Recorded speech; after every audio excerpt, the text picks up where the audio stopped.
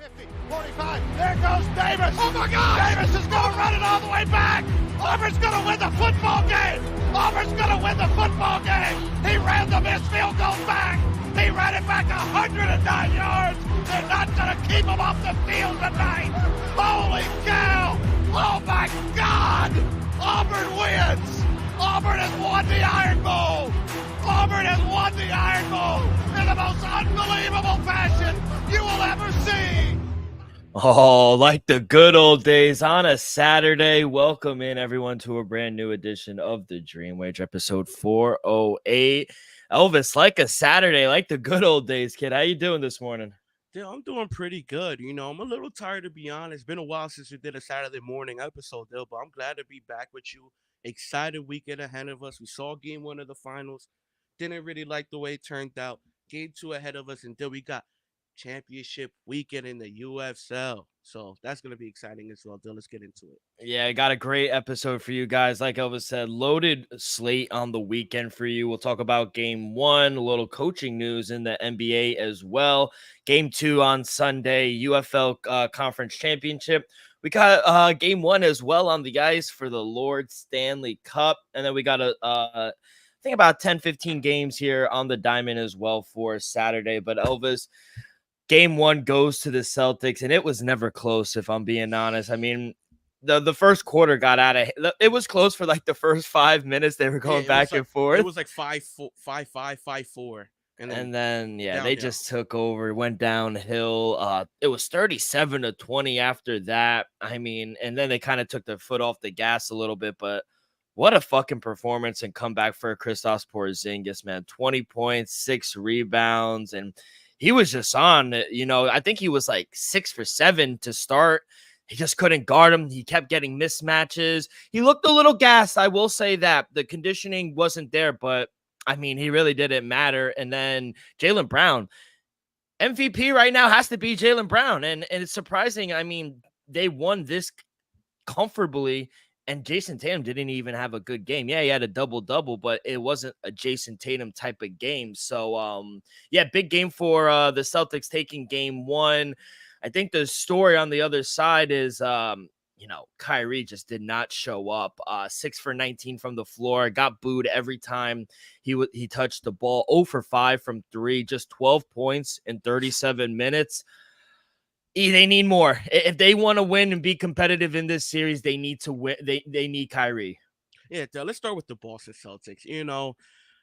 First off, let's give Kristaps Porzingis his credit. To be honest, I'm completely shocked of what he was able to do. Not saying he's not capable of doing, but the fact that in general, to go out in your first game in the NBA Finals and start 5 for 5 from the field.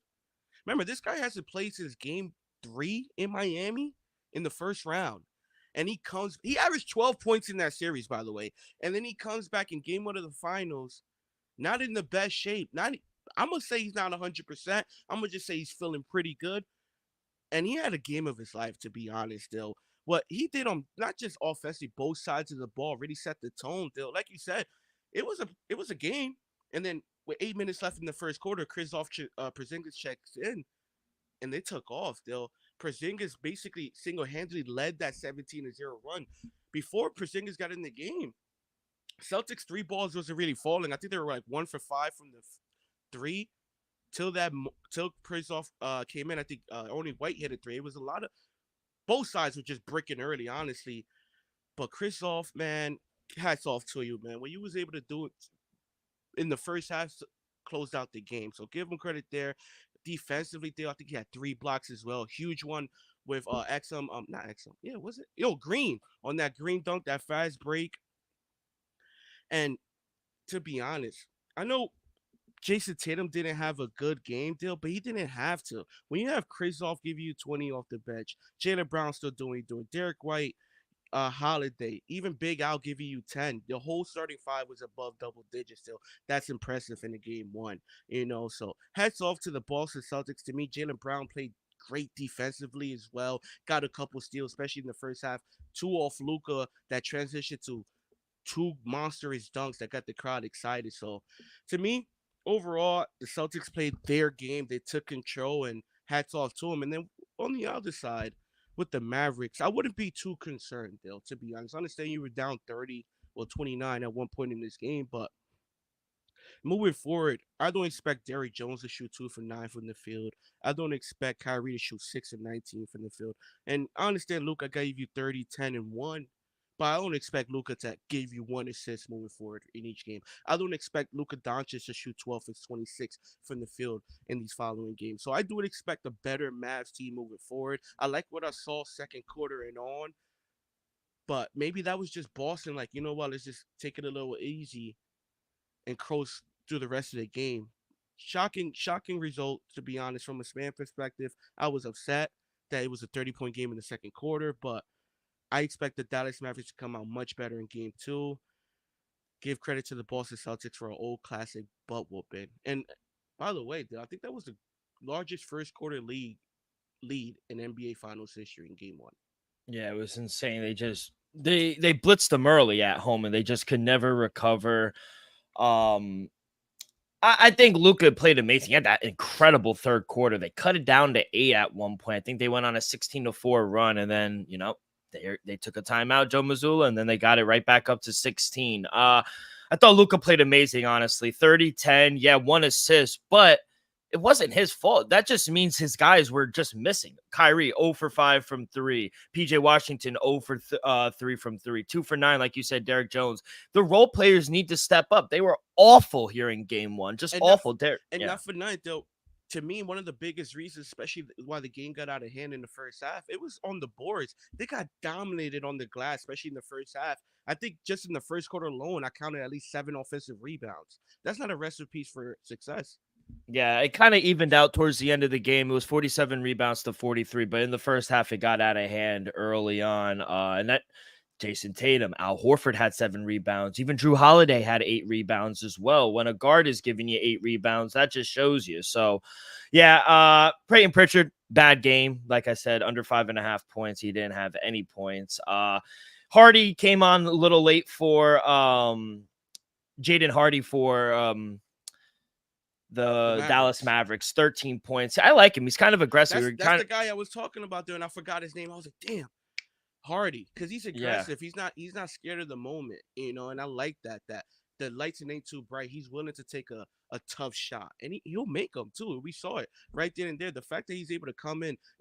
He's a young kid coming into a game one of an NBA Finals. It's also his first Finals game as well. And the fact that I understand the game is out of control, people, but the fact that he's able to come in and give you 13 points off the bench, even though it's during a blowout, that's impressive that a young man like that. Look at Peyton Pritchard is I'm going to say a household name, but he's more known than Hardy. And Pritchard was able to give you nothing. Yeah. Hardy was able to give you 13. That says something, people. I'm not saying who's the better player. What I'm saying is the moment wasn't too big for Hardy. Maybe moving forward, he might get increased playing time. Yeah, 100%. He kind of reminds me of like a Deuce McBride of the Knicks. He's aggressive. He could shoot the mid range. Could play defense as well.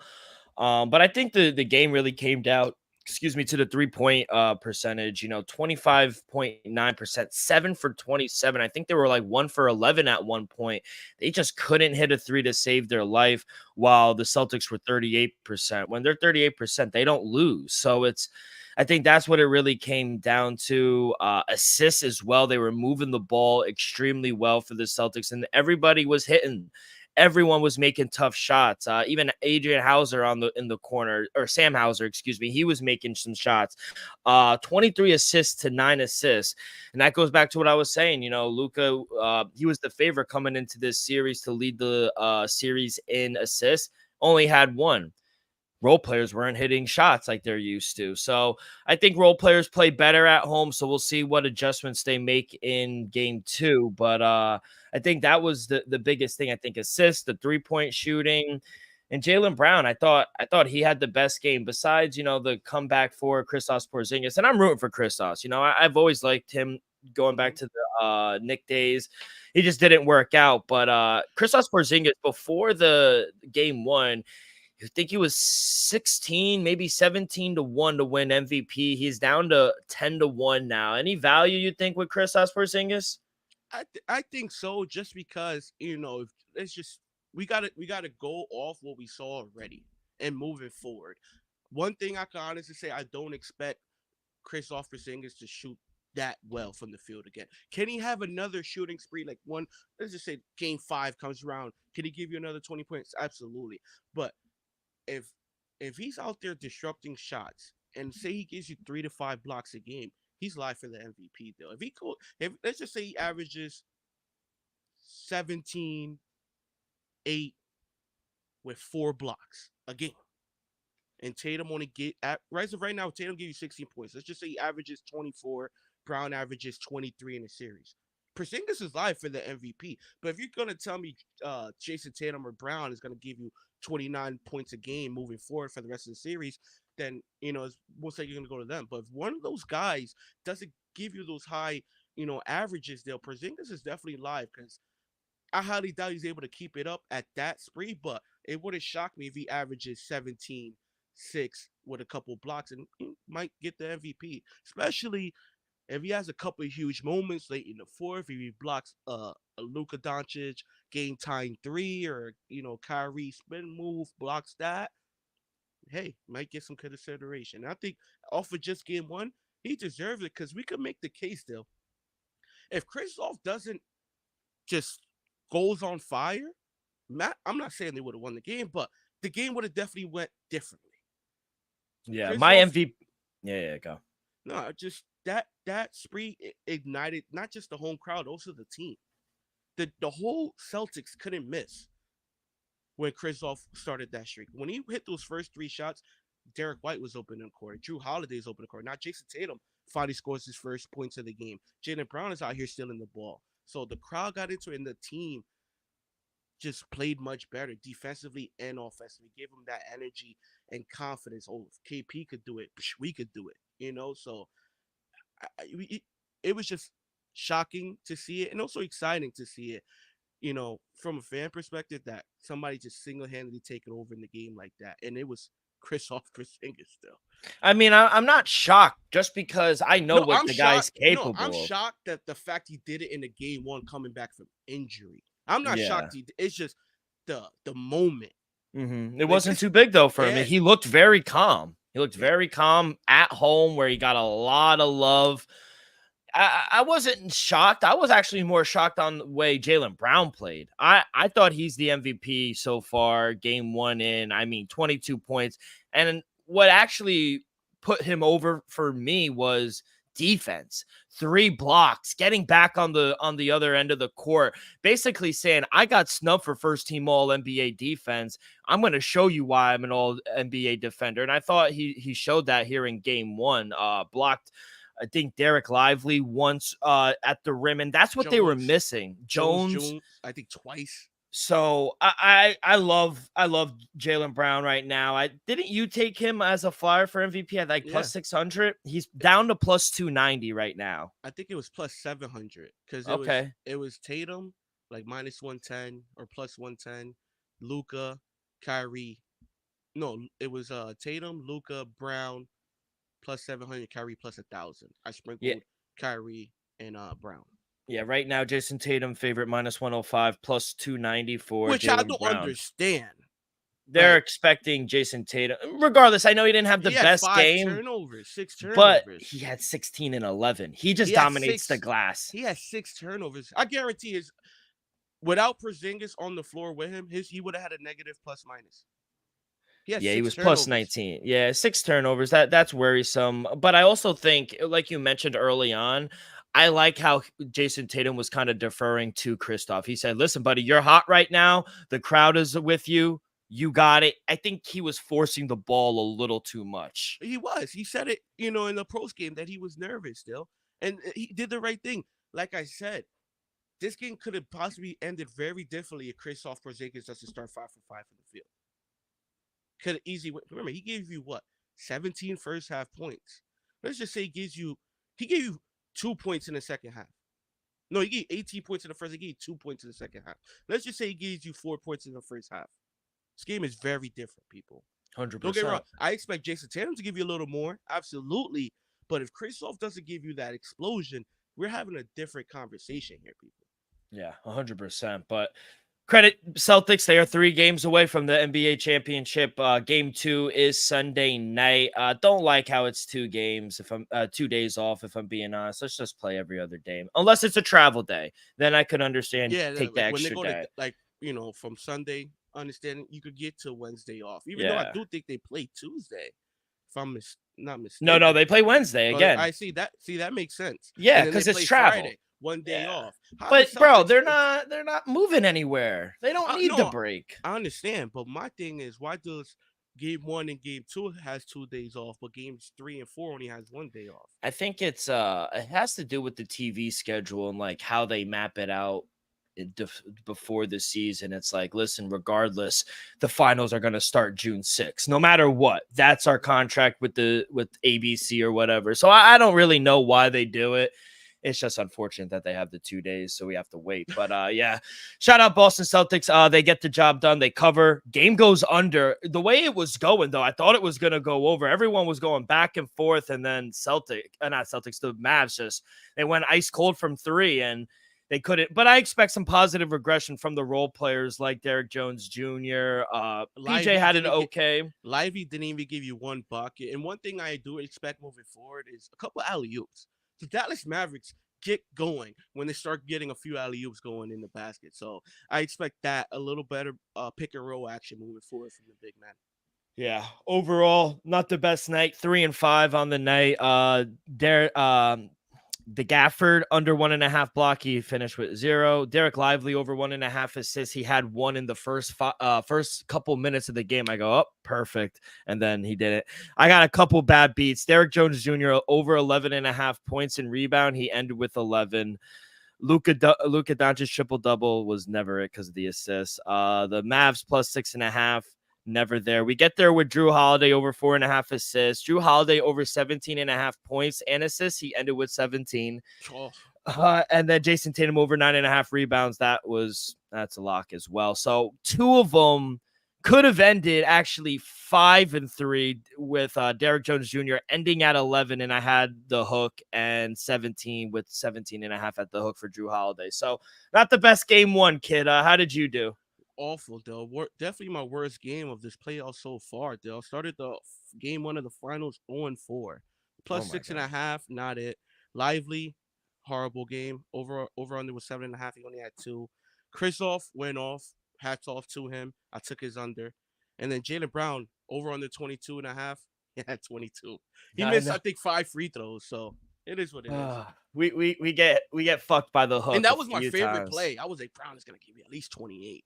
Because that's like I expect. I'm not saying I expect Jason Tatum to have a back game. All I said was, there's a reason why I sprinkled Brown MVP. That's all.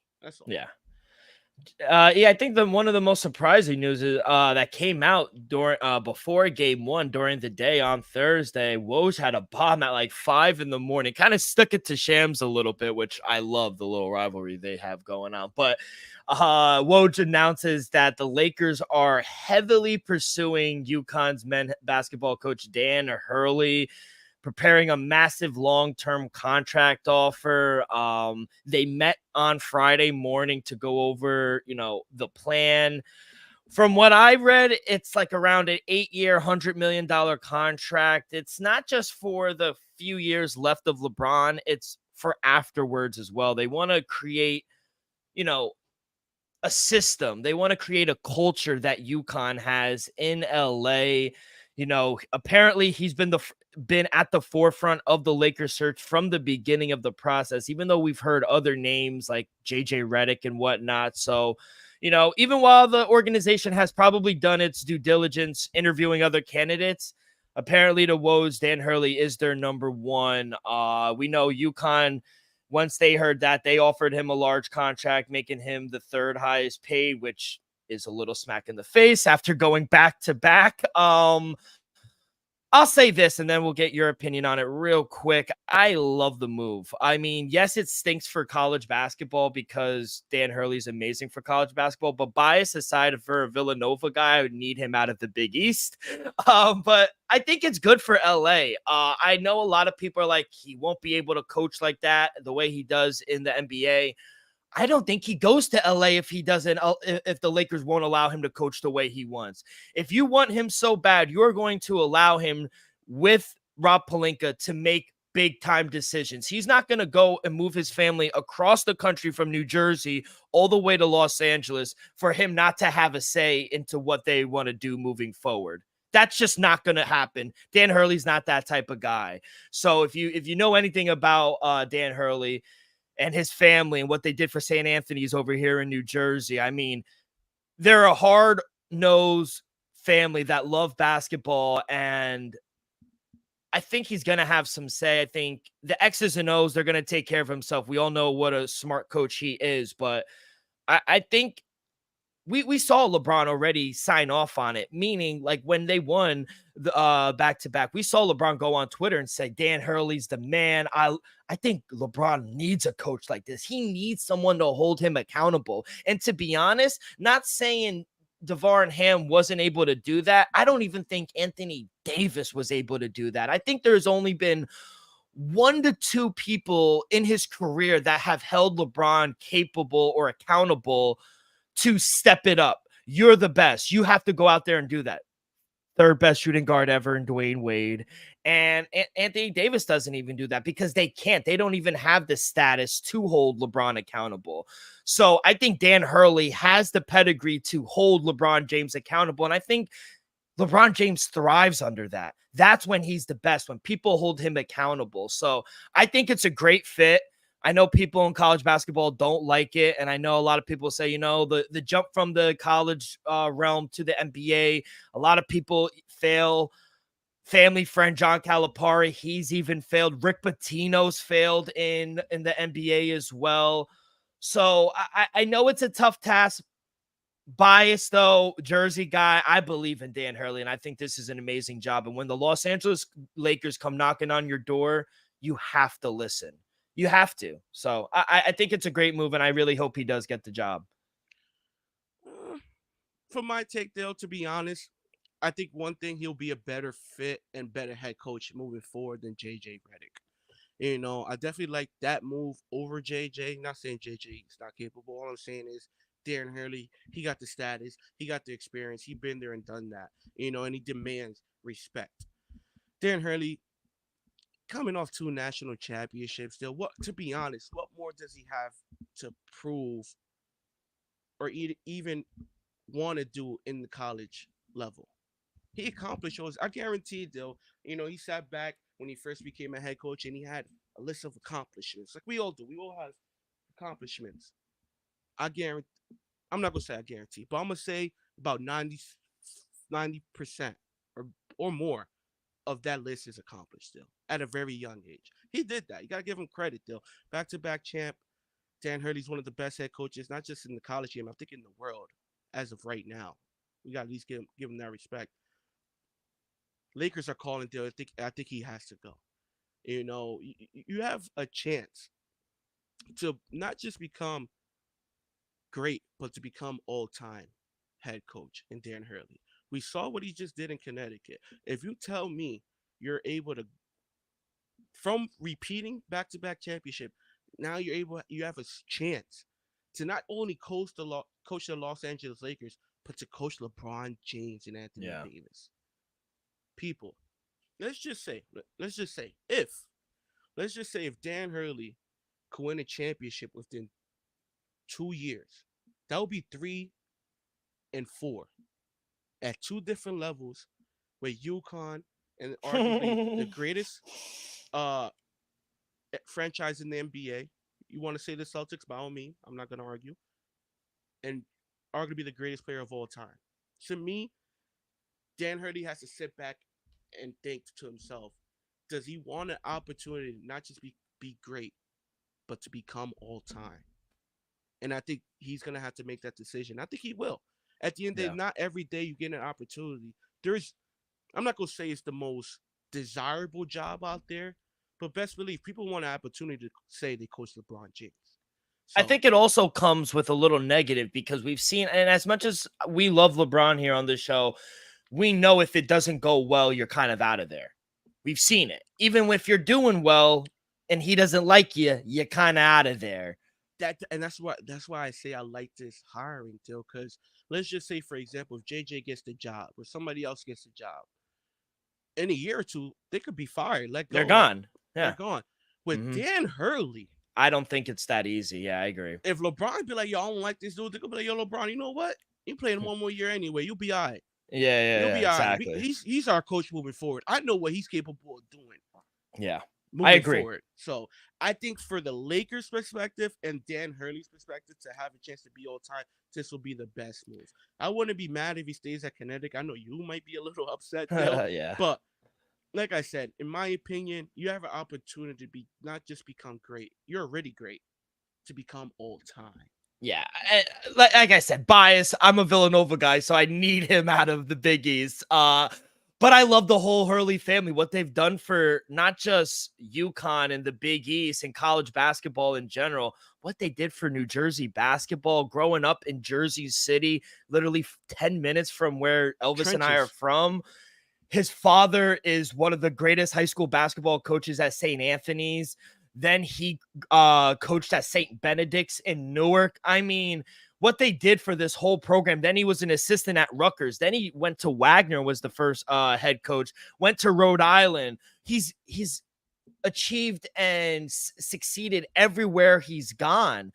He doesn't need to do anything anymore in the college circle. He's already a college Hall of Famer.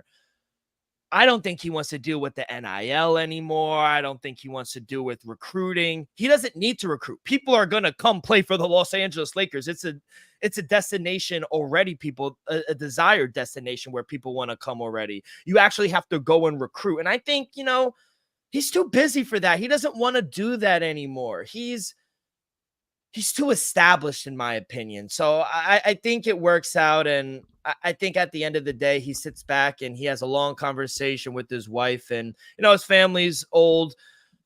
I think he winds up making the move and he winds up going to LA. I think it's the best fit for him. And I think that's the best coach out there. If you could get one coach outside of Jay Wright, bias aside, I think you got to go and get Dan Hurley. I think who's done what he's been able to do in that short amount of time at the college level. And I know, like you said, you could say, well, college level, they don't really succeed up here in the NBA, but Dan Hurley's different.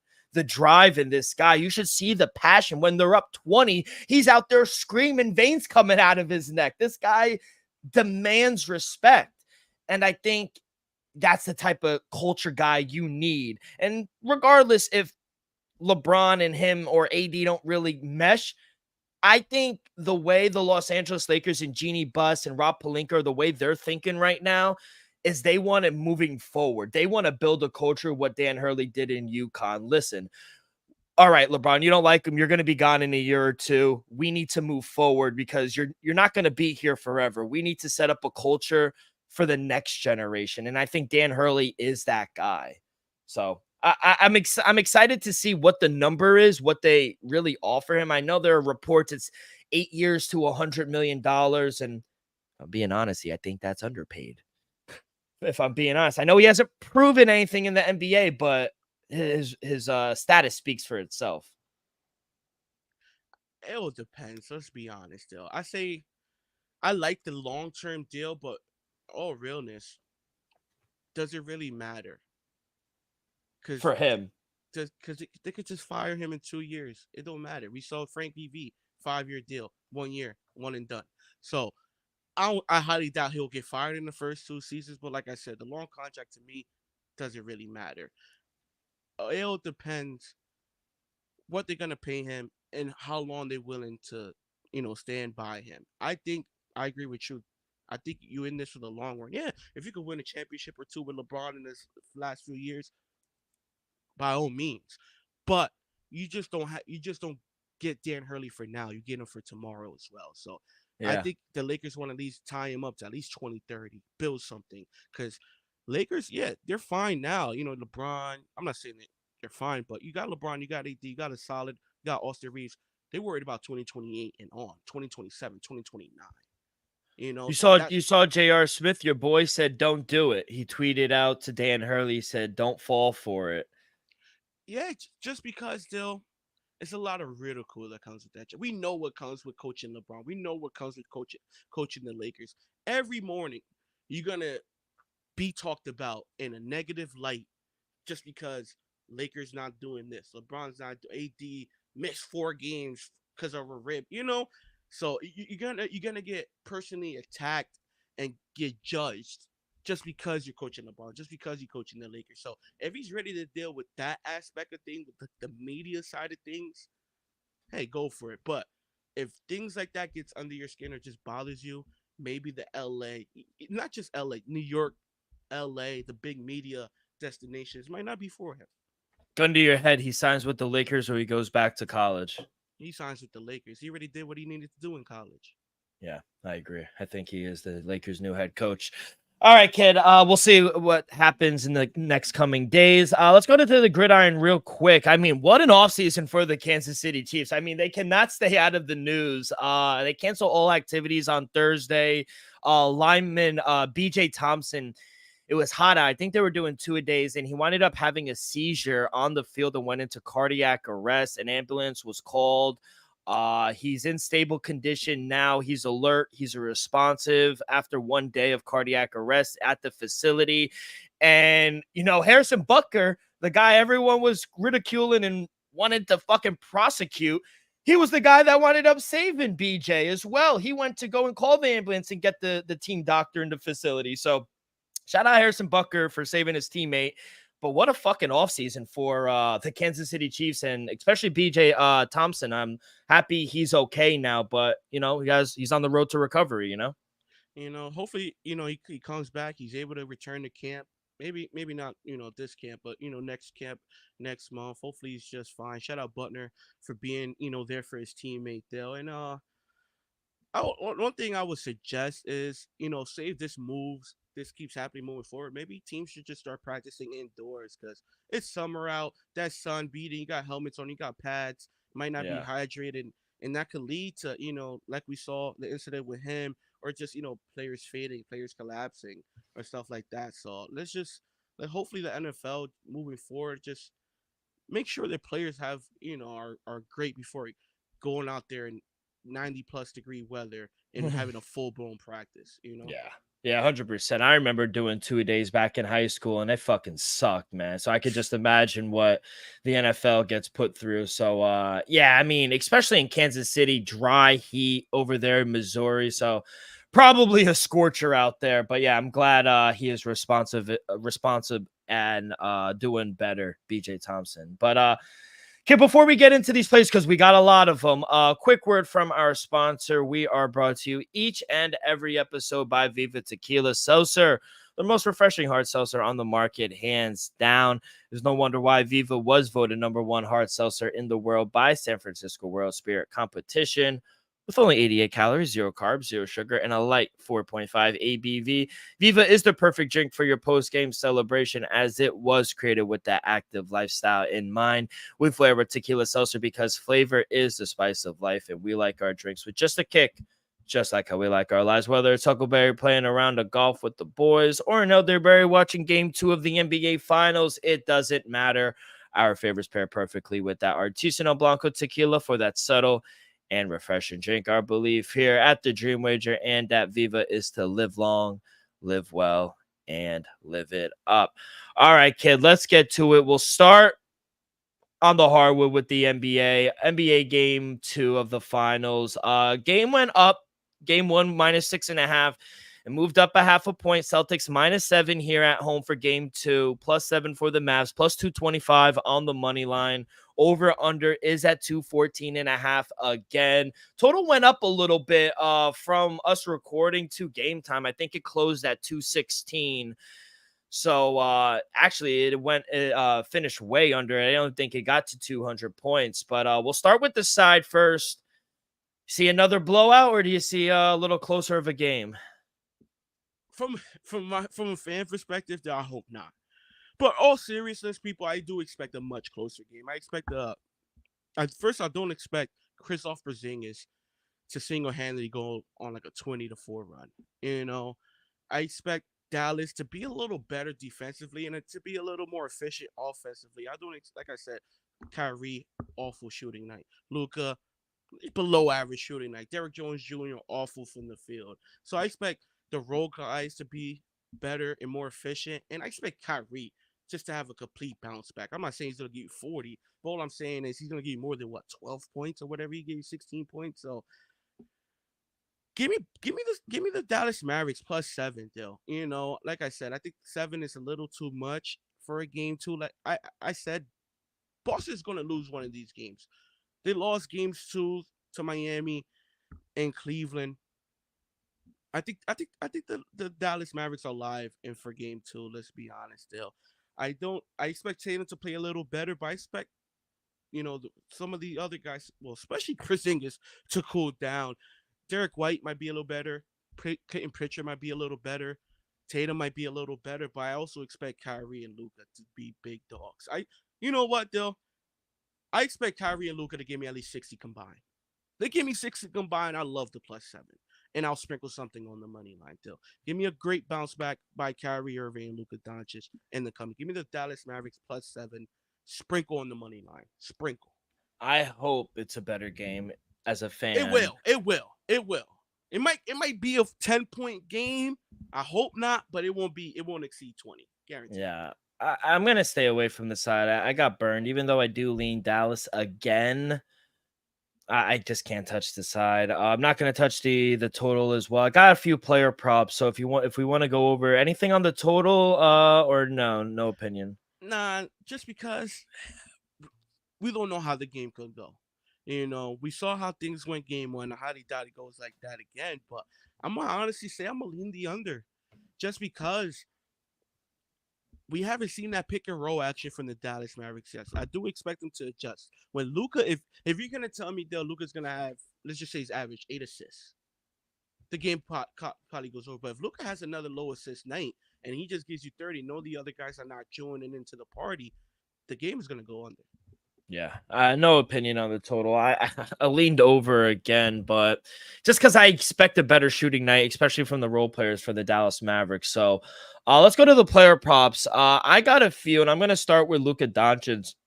I'm going to go under 4.5 turnovers at -130. He had 4 turnovers here in game one, but he hasn't had he hasn't had more than 4 turnovers since the last game. I think they went, 6 games in OKC, and he only went over it one time, and it was in game 6 where he had 7 turnovers. But outside of that, 3, 4, 1. He had 5 in the closeout game in game 6 for the Clippers, but outside of that, he didn't go over it. 2, 3, 3, 4. I like this under 4.5 turnovers for Luka.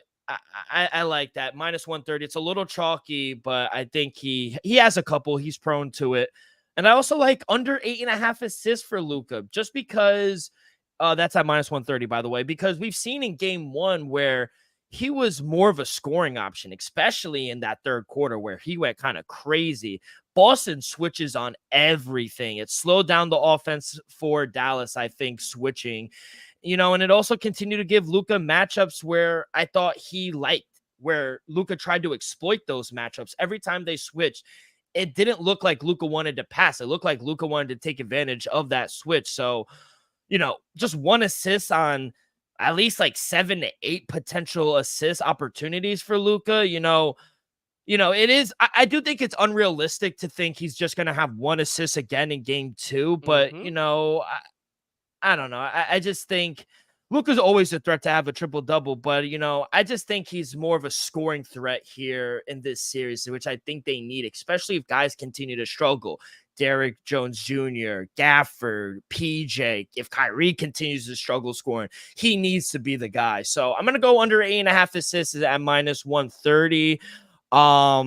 What else I like? I like Jason Tatum over 9.5 rebounds again. I mean, we're just going to continue to go over the well with that one. And I like over 14.5 rebounds and assists. We've seen an uptick in rebounds. He had 11 rebounds. He's averaging 10 rebounds over the last 2 playoff series. And he had 5 assists as well here in game 1. And, the defense just continues to collapse on him. Every time he has the ball, it seems like they either double him or they collapse on him and he pushes his out to try to get an assist.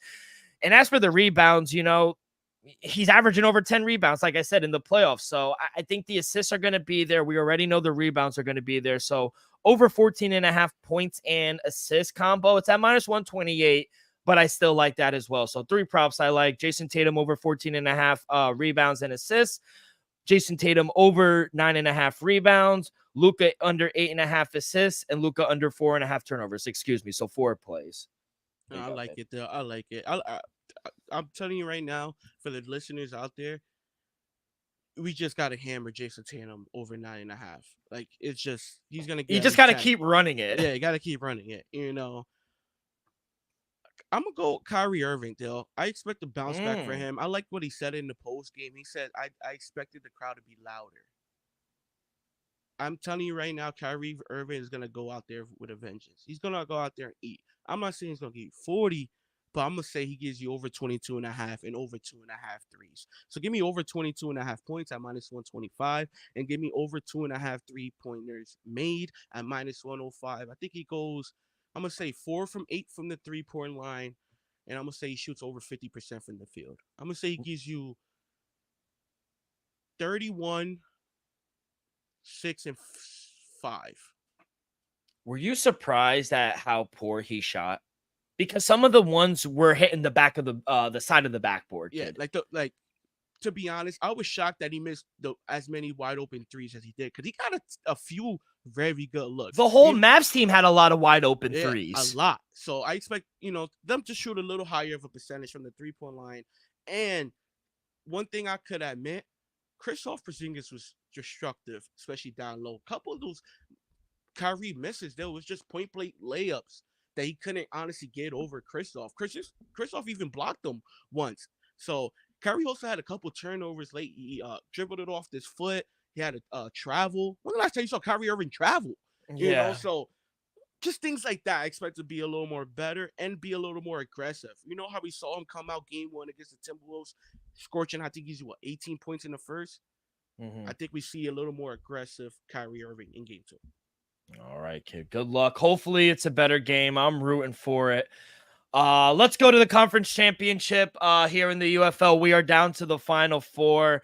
For UFL champion Birmingham Stallions, minus 130 if you want to take them now. Plus 330 for the Battlehawks. San Antonio is third favorite at plus 500. And Michigan, the long shot at plus 650. And that's where we'll go here for Saturday. Michigan first game taking on Birmingham, rematch of last week. Birmingham at home, laying 5, minus 270 on the money line, plus 5 for Michigan, plus 220 on the money line. Over under is at 43. We saw a close game here last week.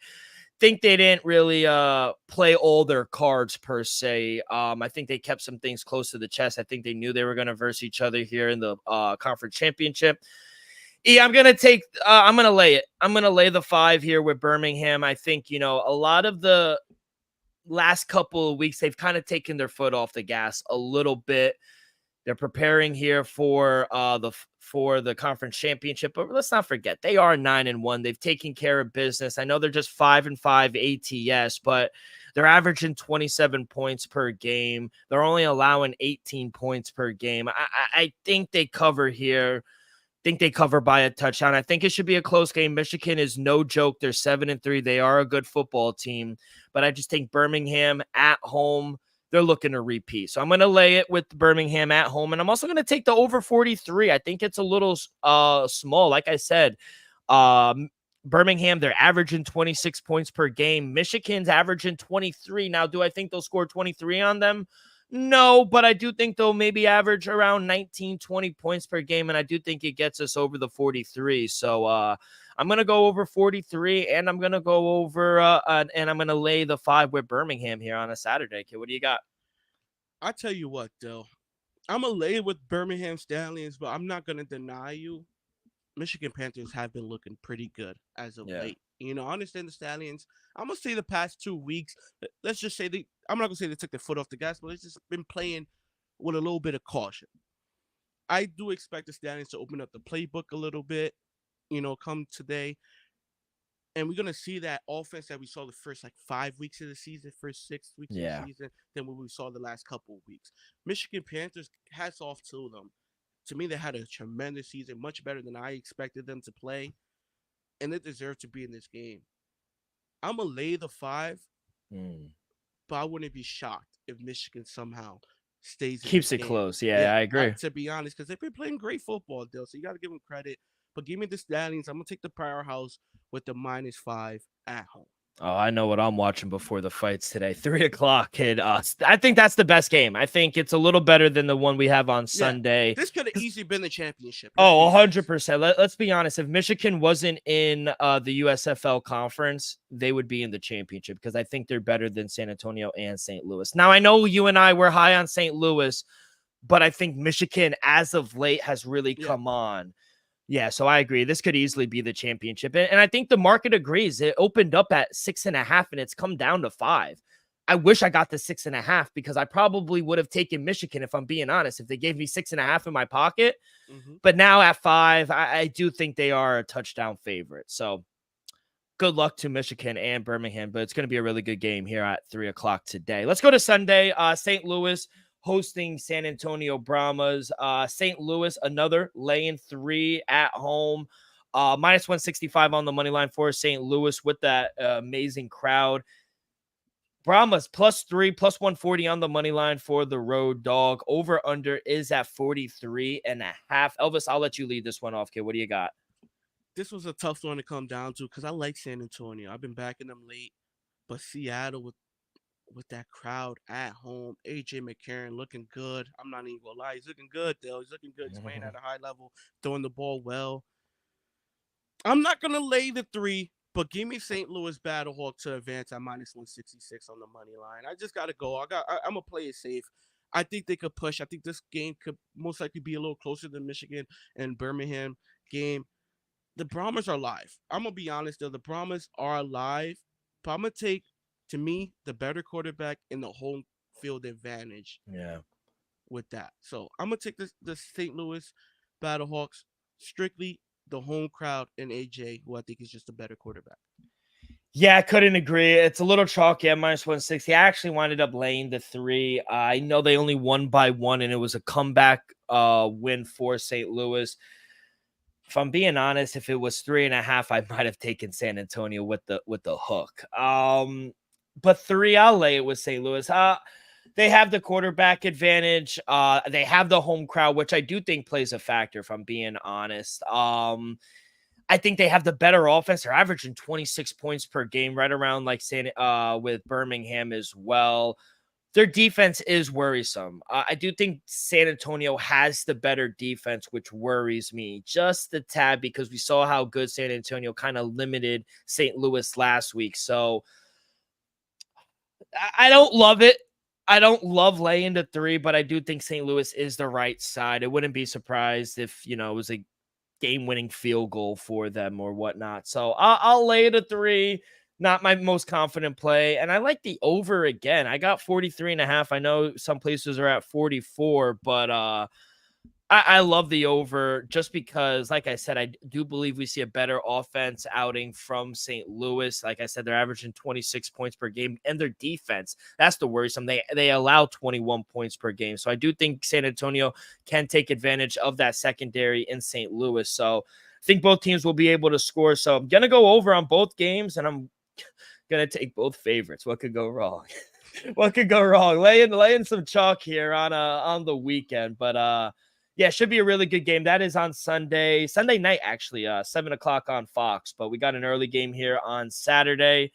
But kid, let's go on over to the Stanley Cup. I know we really don't break down hockey all that much during the season, but we are at the Stanley Cup Finals, the farthest travel spot for two teams in NHL history, all the way from Florida to Edmonton, Alberta, where it's about 2,500 and something miles.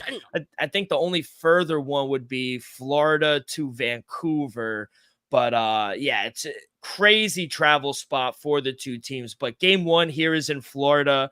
They are the home team, -140 on the money line, +116 for Connor McDavid and the Edmonton Oilers. Over under is at 5.5. I mean, there's a lot of history here, like Florida never winning one. Edmonton, they're putting on for the whole country of Canada. They haven't brought the Stanley Cup home since 1993, before we were even born, Elvis. So it's been a long time coming. I think a lot of people in the great country of Canada are rooting for the Edmonton Oilers. And I am too, if I'm being honest. I'm going to take the Edmonton Oilers. I know we love this country, got the flag right there, but it's like, I love Connor McDavid. I think they call him McJesus for a reason. What he's been able to do for the game, he's the best player in the world right now. I think the game is better when he succeeds and when Edmonton is good. That's all he needs is a Stanley Cup. And that's how people are defined nowadays. How many rings do you have? How many accolades? He's done all that already. He needs a Stanley Cup. I think he gets it done. I'm going to take the Edmonton Oilers here in game one at plus 116. I'm going to take the over 5.5 as well at minus 118. It went up a little. I got it at minus 110 earlier in the day, but I'll lay the chalk as well at minus 118. I think we're going to see some scoring here. I love the goalie from both sides, especially Bobrovsky for the Florida Panthers. That's one of my props as well. I'm going to take Sergei Bobrovsky over 24.5 saves. Panthers, they have good defense. They're only allowing 30 shots per game. But against this team, Leon Draisaitl, probably a top 5 player in the world, the German. You got Connor McDavid as well. You just anticipate the Oilers are going to come out here firing, try to set the tone early, especially on the road. And like I said, one of those guys that I really like, the second best player on the team, Leon Draisaitl. He's one of the best guys in the world, the German. He's second on the team in goals. He has 10 goals in this postseason. He has 57 shots in 18 games in this postseason. So I like over 2.5 shots as well for Leon Draisaitl. I just expect the Oilers to come out hot.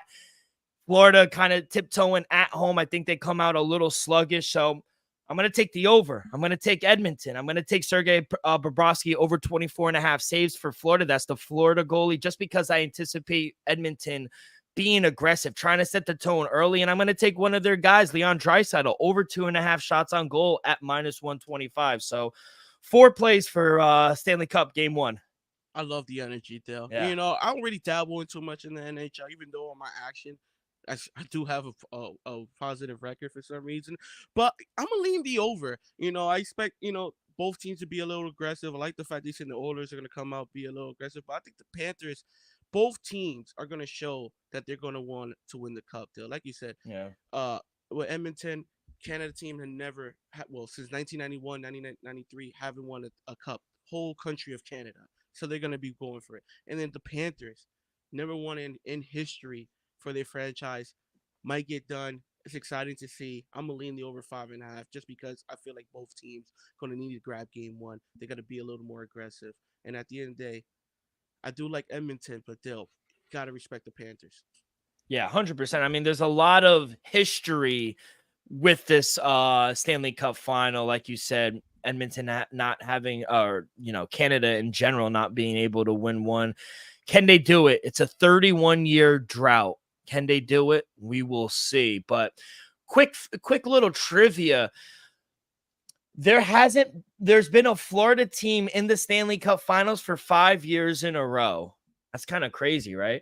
Mm-hmm. So Florida Panthers been back. This is their back-to-back. They went last year, and then 3 years prior, the Lightning, Tampa Bay Lightning, went to the finals for 3 years in a row. So 5 years in a row, we've had a Florida team in the Stanley Cup finals. Kind of crazy, right? Shocking. One of the hottest states in America has a right? Successful hockey franchise. I love it. I love it because who would have thought? There's not one ice skating ring outdoors out there. Yeah, no, they got to go inside. Canada, they can ice skate on the lake, the pond, down the street. Their backyard. Spray some water down, let it freeze in 30 minutes. Ice. When I went to Minnesota last summer for my birthday, everyone was playing pond hockey. People were like, "Yeah, we've been on ice skates since we were 3 years old." People in Florida were not on ice skates when they were 3 years old. They were at the beach.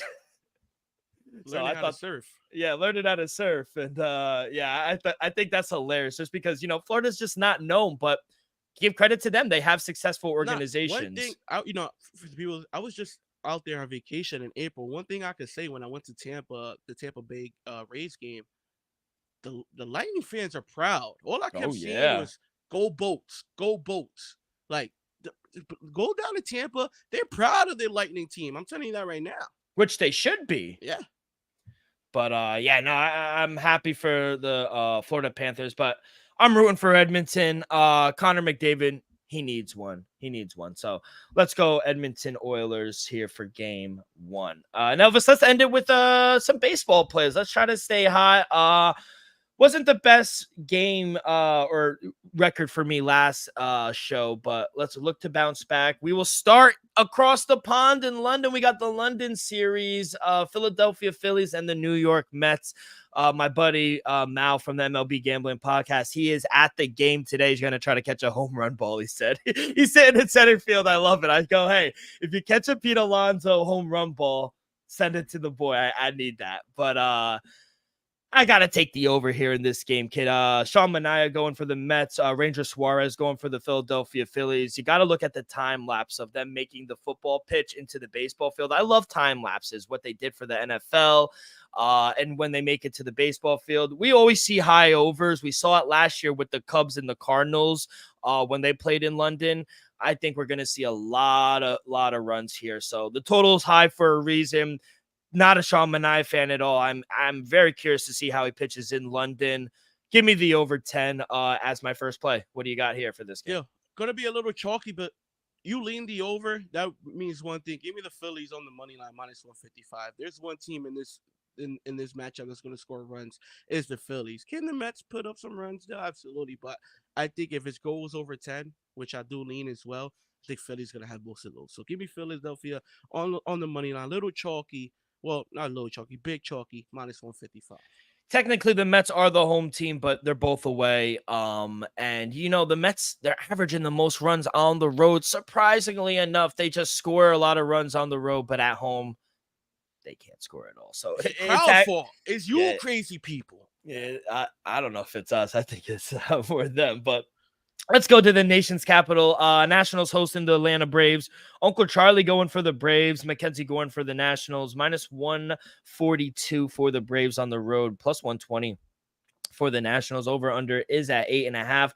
I'm going to take the Atlanta here. I got them a little earlier at -135. It is getting up there to -142, but I like this Atlanta Brave team right now. I think they're starting to turn some things around. Washington, they've lost 4 of their last 5. Good win yesterday against the Braves, but a 2-1 win. I don't expect them to win a lot of those close series games. So in a blowout, I think Uncle Charlie's been a lot better. I'm going to take the Atlanta Braves at -135. What do you got here, Fred? I got nothing. I do lean the Braves in this scenario, not for nothing. I do think they'll take care of business, but I ended up just staying away. I do trust, Uncle Charlie on the mound, but I'm gonna just stay away. All right. Next game for me is going to be a 4-11. It's going to skip down a little. In Cincinnati at Great American Ballpark, Andrew Abbott going for the Reds. Ben Brown going for the Cubbies. -118 for the Cincinnati Reds. +100 for the Cubs. Over under is at 9. Like I said last pod, man, I think some things have really turned around here for the Reds. They're playing much better baseball. Only team in last place with a positive run differential. They're 7-3. They've won 5 in a row right now. And this Cubs team, they just can't hit to save their life right now. And that's my worry with them. I can't back them offensively. Ben Brown hasn't been all that bad, but they lost the first 2 games of the series. The Reds have won 4 of the last 5 games of this series between the two this year. Reds just have their number, playing much better baseball. I got to take the short price here at home. So -118, give me the Cincinnati Reds. Yeah, to be honest, I lean the puppy here just because, like you said, the Reds are hot. Gotta admit that they're hot. But to win 6 straight, they're on a 5-game winning streak. I think that's gonna be tough. Even though they could sweep out the Cubs still, but let's not forget the Cubs were playing good ball. They're slowing down a little bit, but I'll sprinkle something on the +100 on the money line with the Cubs. But it's another stay away. I do think you're right. but that's why I ended up staying away from it. All right, next game for me, I'm going to go to Detroit. Casey Mize going for the Tigers. Freddie Peralta going for the Brewers. Minus 162 for the Brewers on the road. Plus 140 for the Detroit Tigers. Over under is at 8. I got a plus 145. I'm going to take my dog of the day. Give me the Detroit Tigers at home.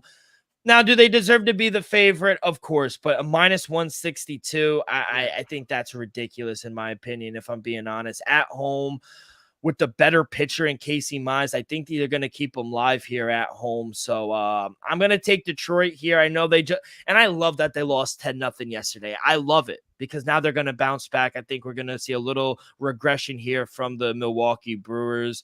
Plus 145, I think, is tremendous value here for the Detroit Tigers as well.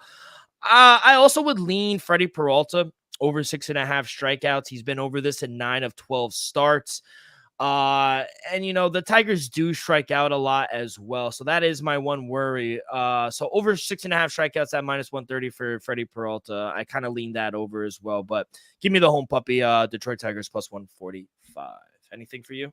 Not another stay away from me. Don't get me wrong, I do like Freddie Peralta on the mound in this matchup, but to lay 162 on the money, not worth it. And do I think the Brewers could win by 2 runs in Detroit? I don't think so. Not after what happened last night. So I do agree with you. After a 10-0 ball game, I do expect Detroit to bounce back, but I'm not gonna lay the money line either. All right. Probably the best matchup in over the weekend. We got the New York Yankees, best team in the league right now, against the Los Angeles Dodgers. Good win for the Dodgers yesterday on the road. You had Yamamoto going for them. Today they got Gavin Stone on the mound against nasty Nestor Cortez. Yankees minus 122 on the money line, plus 104 for the Dodgers. Over under is at 9.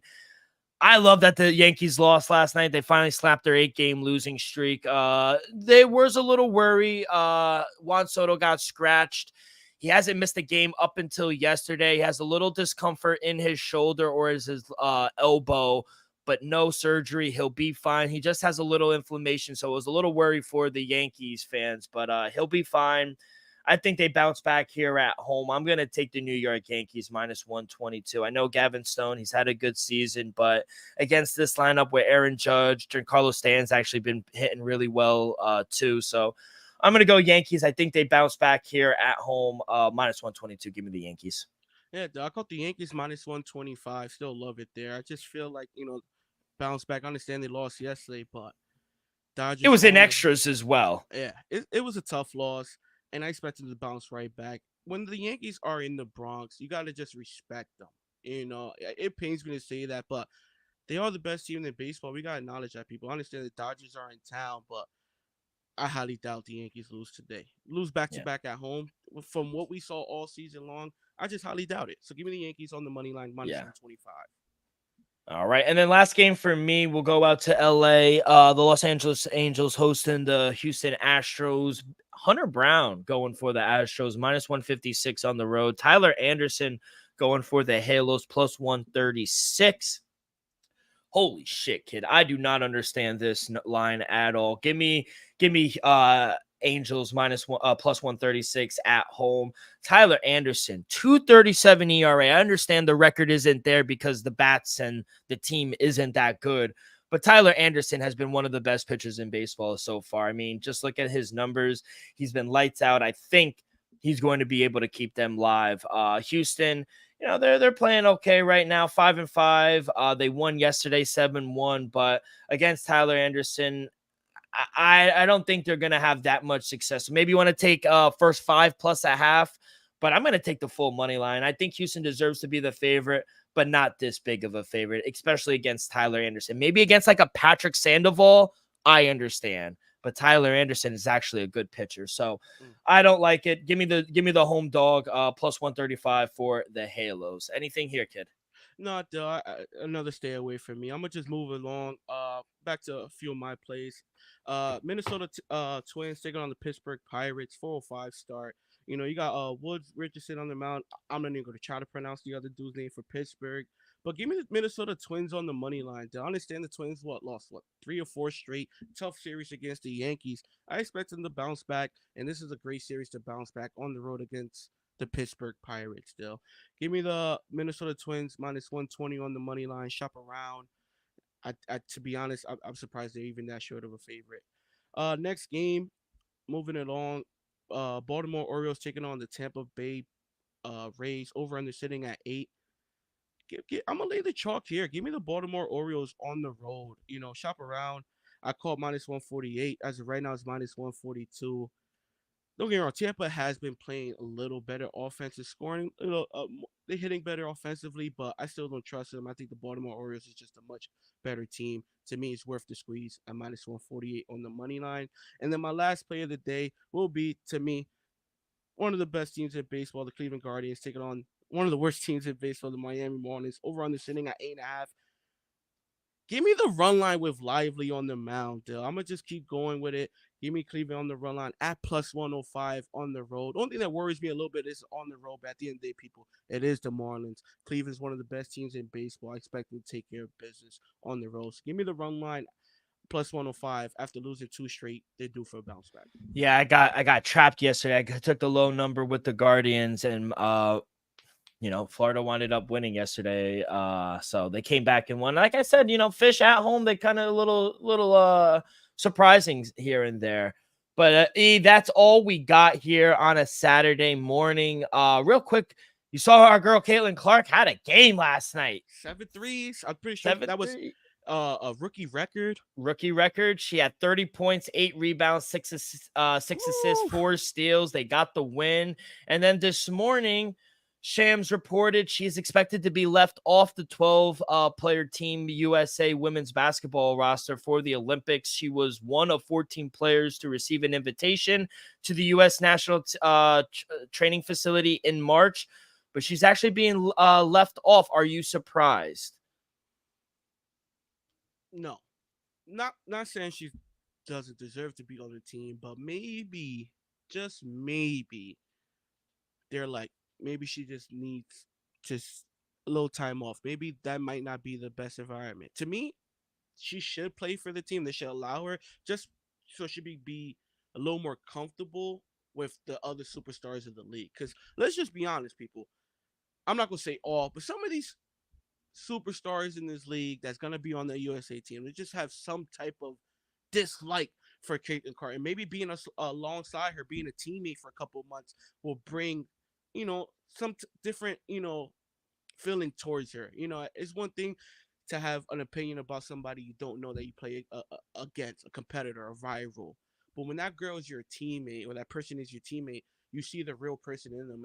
And they could build off that. They could be like, you know what, Clayton Clark, she's a good girl. She's not just a snob, whatever, and I think less superstar players in the WNBA will have less hatred or dislike towards Caitlin Clark. So to me, she should play, but I'm not shocked just because, it's going to be, I'm not going to say tough practices, but there's going to be some players that's not going to accept or like the fact that she's going to be on this team just 1 year in the WNBA, where there's multiple players who they will think they deserve to be on the team after being in the WNBA X amount of years. Yeah, you got Brittany Griner there, Chelsea Gray, Aaliyah Boston, her teammate will play there. Shakira Austin, she's a bucket. Sabrina Ionescu, we all know how wet her jumper is. Julie Lloyd, she drops like 30 a game for Seattle. Kelsey Plum, recently divorced. Breanna Stewart, Deanna Taurasi. Deanna Taurasi is a legend in the WNBA. Asia Wilson, 2-time MVP of the league, who just dropped 36. I mean, they have a statue. Her last 10 games? Have you seen her stats the last 10 games? She's the best player in the league, and there's no doubt about it. And no one's talking about her, but that's the problem. I saw her live in Minnesota last year. Her work ethic. They have a statue outside of her in her alma mater in Columbia, South Carolina. I wanted to know the town. Columbia, South Carolina. They won a national championship, and 2 years after, they said, "Yeah, we're gonna put a statue in front of the campus for her." So Jackie Young, another girl. So they got an elite team. They're gonna pursue their 8th consecutive gold for the women. So I actually think it's better for her that she's not there. If I'm being honest, does she deserve? Probably, she probably does. And I think it would be better for her to be on it. But, she had, besides this game, she was struggling a little bit coming out of the gate. They are playing her a little more physical and hard, which they should. They shouldn't just let her drop 40 a night. But I think work on her craft in the summer, develop, get some more time with your teammates. I think it'd be beneficial that she's actually not. I don't think it's like a diss at her. Yeah, and like I said, I think it'll be good for her just to not play. Let's not forget, people. She just came off a national championship run. I understand she lost the national championship, but she went last year Final Four, this year national championship. Well, no, back to back. She lost back to back national championship, and then had 2 weeks, 2 months, 2 weeks, 3 weeks off. Then gets drafted. 2 weeks later, back in practice. Yeah. So she hasn't really had time for herself or off really in a while. So maybe, just, sit back, not being in the media, not getting talked about, relax, enjoy your summer as Caitlin Clark, reap the benefits that you have gathered these past few years, and just take a summer off, enjoy yourself. At the end, she's still a young girl, and I guarantee she'll be on the next 3 to 4 U.S. national teams. Yeah, I don't doubt that at all. But that's a good point. I didn't even think about it. She went right from national championship 2 weeks to the draft and then right into camp. So, yeah, that's a very good point. I think she may need a break for a little. Go enjoy your summer, but it would be nice to go and visit Paris. By the way, Olympics starting less than a month away. I can't wait to dive into the Olympics, kid. But that's going to do it. Any big plans for you this weekend, kid? What do you got? I'm going to just relax, get a few things done. I will be going on vacation next week. So right before football, I like it. Yeah, gotta go on vacation, right before football starts, gonna be live from Jamaica. So tune in. Not sure might not be the highest quality episode, but it will but be you'll a be good there. episode. Exactly. You'll be there. Yes. I just booked my flight as well to Denver for my birthday. So I got to get a little way. My city. It'd be nice if the Nuggets were in the finals. I'll tell you that much, but they will not be. But hope you have a good weekend. Hope everyone has a good weekend. That is going to do it for this Saturday edition of the Dream Wager. Back to regular schedule programming. I know this week was a little funky with everything, but we are back. That is on me. But on behalf of our sponsor, Viva Tequila, Elvis, myself, make sure you guys follow along our social media, Twitter and Instagram at The Dream Wager. You guys can find all of our episodes wherever you listen to podcasts, Apple Podcasts, Spotify, Stitcher. We go live on YouTube as well, so make sure you guys hit that like button, subscribe, rate, give us a review. Leave in the comments who you'll be betting on this weekend. All that good stuff really helps the show grow tremendously. So be a friend. Tell a friend. Everyone have a great weekend. Good luck on your wagers. We'll see you on Monday. Peace.